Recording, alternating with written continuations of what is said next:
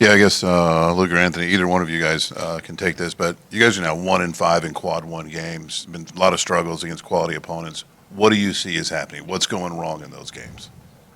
We're not playing tough enough. I think we need to come out and be ready, stick to the game plan and the scouting report. And, I think that's been our biggest issue so far is we come out and let teams kind of punk us in a sense. And, I think we need to be better and have a closer attention to detail on the scouting report and take pride in what we do.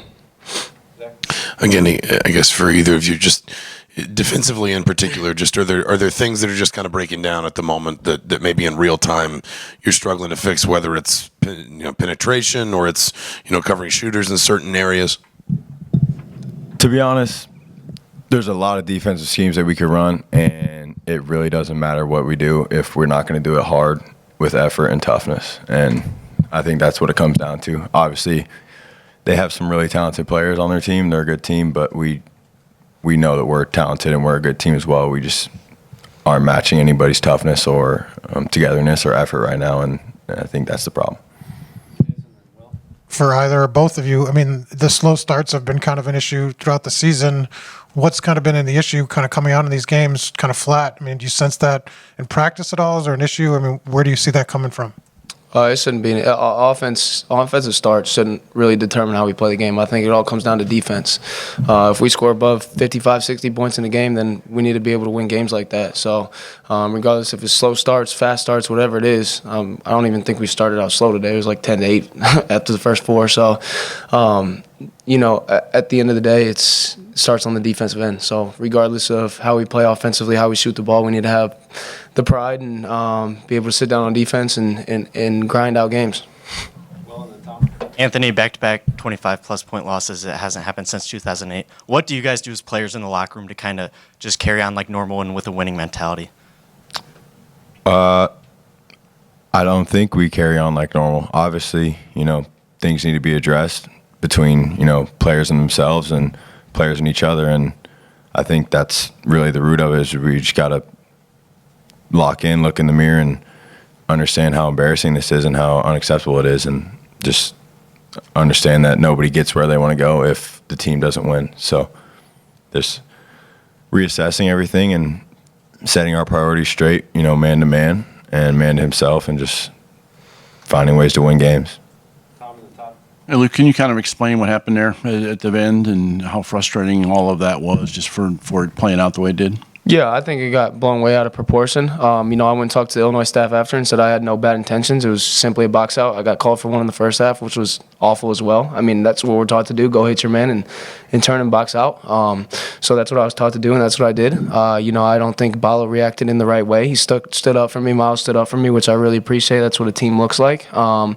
But, it was a little too much. I think Balo should have controlled his emotions a little bit. It makes us look bad as a program, and that's not the kids that we have in the locker room. Anybody that knows Balo knows he's a great kid. We were all upset that we were losing the game by a margin that we obviously didn't expect or want to lose the game by. And at the end of the day, Coach went and shook Coach Brad's hand. I went and shook Brad's hand, and, basketball's basketball. So, Ball's a great kid. He was sticking up for his teammate, and that's just not how we need to represent the Indiana program. And, we'll continue to try and represent the right way in the future.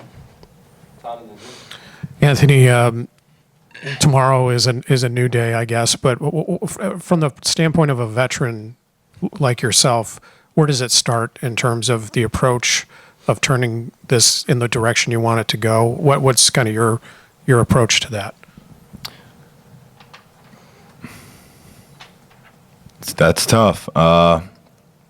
Obviously, things aren't going the way that they're supposed to go right now, and that's a problem that we all have to understand amongst ourselves, I think, first, and then just coming in with the right mindset every day. Sure, we did just lose 2, but now we're staring 9 quad one games in a row right in the face. So we have 2 different options, and I think as long as we can all get on the same page about the fact that we can win those 9 games, turn this season around, and we can make everybody's dreams come true, right? So I think it's just approaching every day with a new, fresh mentality and understanding that we do have a lot of work to do, and the work needs to be done.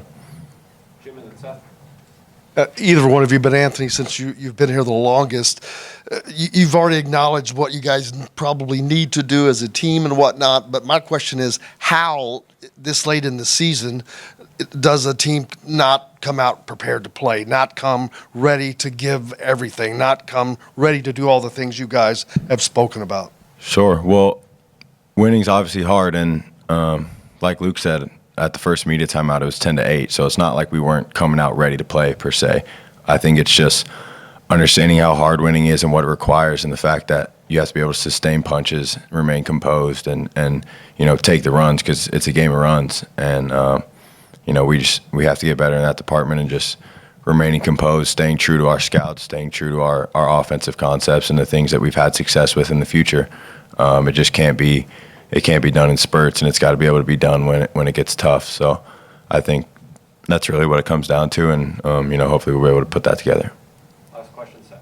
Luke, the crowd was pretty restless tonight. Even from the beginning of the game, before the game even started. Just, I guess, what do you say to the fans, who are reacting and lashing out almost the way they were tonight, and I guess for why they should stick by you? Yeah, I understand it. We got embarrassed. We have to wear this jersey with more pride. As Indiana basketball players, this program is too historical and too great to be represented like that.